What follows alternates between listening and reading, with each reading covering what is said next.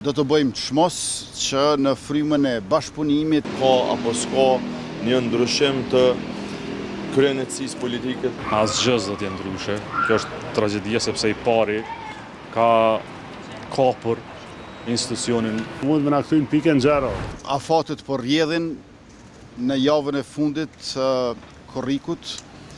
Duhet që ta kemi konstituimin e legjislaturës së 9.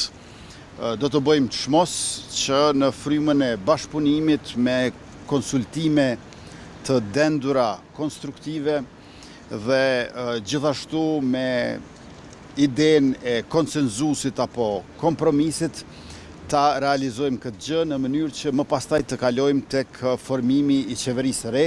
Tashmë që kemi edhe qartësi nga gjykimi i gjykatës kushtetuese, i cili ka bërë qartë rulet e secilit në radhë parë të koalicionit që ka dalë i parë në zgjedhje, të cilin e ka detyruar përveç tjerash edhe për gjetjen e konsenzusit apo kompromisit.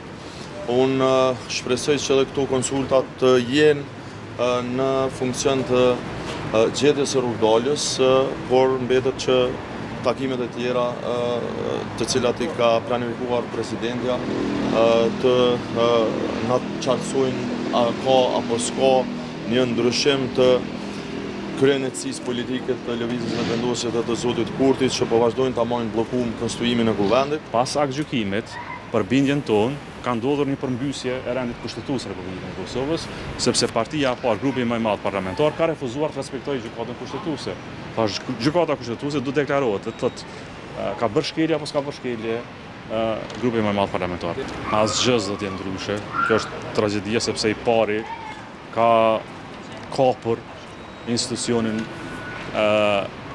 kushtetues nëpërmjet më të moshuarit. Zhvillimet pas traditit mund me qenë shumë dramatike, pra gjykata mund më na kthyn pikën 0, thush që në bajë zgjedhjes. Dhe kjo është një situatë serioze. Për shembull, në ka raste që gjykata thotë se ata që janë zgjedhë e kanë humbur mandatin e vet, se kanë ushtruar funksionin, na bërgon parlamentin në tërësi. Këtë brez politik e çon shpirt. Nuk e keni kryerë detyrën, shkoni shpirt.